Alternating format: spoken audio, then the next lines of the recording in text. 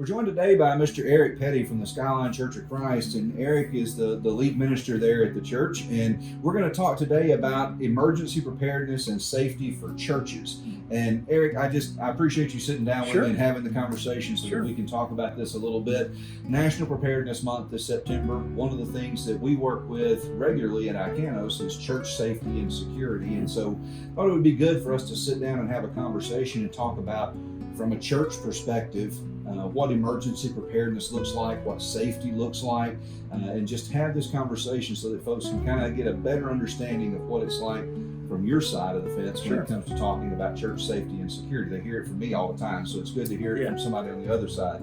I'll do my best. Yeah. So first off, why do you think this discussion about church safety and security is so important? Why is this something that we even need to talk about? I think it's a reflection of the society we live in. I mean, sadly, the most dangerous thing you can do as a church is not prepare for the worst and have a team in place that hopefully you don't see. You never see. Right, exactly.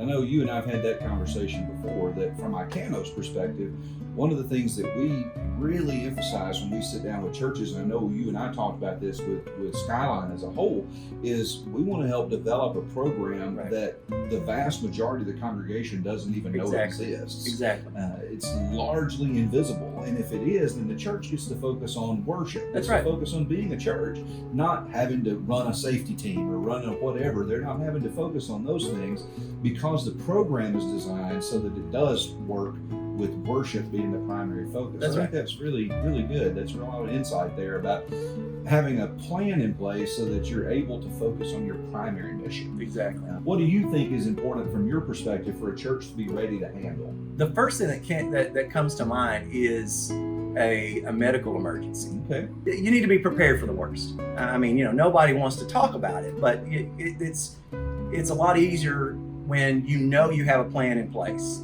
And so putting that plan in place, nobody wants to talk about life insurance either, but you need to have it. And I'm not just, pinpointing seniors. Our parking lot, we got those steps that go down. Well, that's,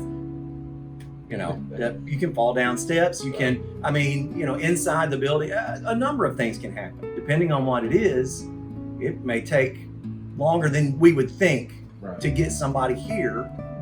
And so we need to have people in place. You need to have people in place who are able to,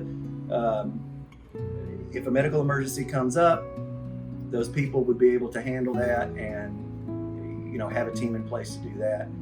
When you know what to do in a situation, it takes the fear out of that situation. It takes it because fear, I think, comes from uncertainty. Let's think about that medical emergency specifically. All right, let's camp out on that for a second, because that is a very common occurrence. It happens all the time in churches. You'll see it occurring every Sunday in some church somewhere in the country that there's a medical emergency that's taking place. You're standing up in front of the congregation and a medical emergency takes place out in the audience there. What do you do? How do you manage the consequences of that emergency during the service? So what's your reaction to that? Well, thankfully that hasn't happened yet. I mean, we've had a couple of accidents before worship started. So my responsibility during that period is to keep everybody calm.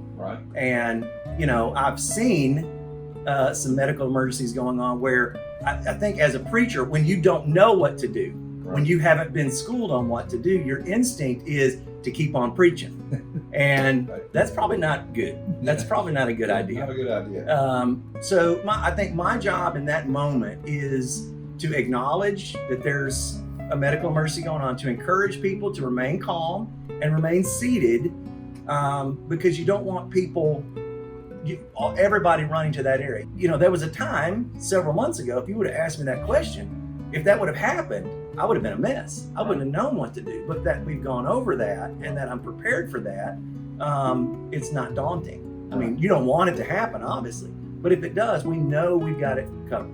Having that plan in place and having discussed it among yourselves about, here's what we're going to do. Yes, when this event takes place. And when you're up front and you're calm, if you're freaking out, everybody else is going to be freaking out.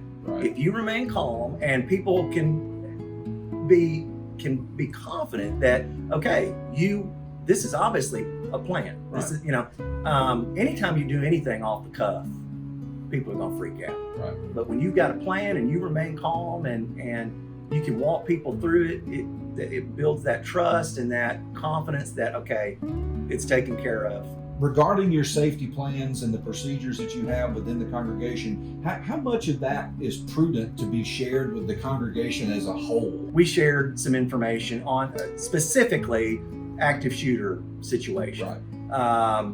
And just, you don't go into great detail because I don't even know all of the procedures and such. It's funny, because when I first got here, I didn't know who was on the safety team, right? And one of the first things I was told within the first couple of weeks that I was here, if something happens, and he was specifically referring to an active shooter, I want you to know your job is to get down. That's what he said. He said, your job, if you're up there, if I'm up there preaching and we have an intruder, your job is to get down, and we've got it covered. And so I didn't ask any questions at the time. I knew what my job was. And I think that's the most important thing for the congregation to know is, here's what you do in this situation. This is what we want. The interesting thing is we had some people who had asked, do we have a plan in place? And there's, at minimum, that's what people need to know. Yes, there is a plan in place.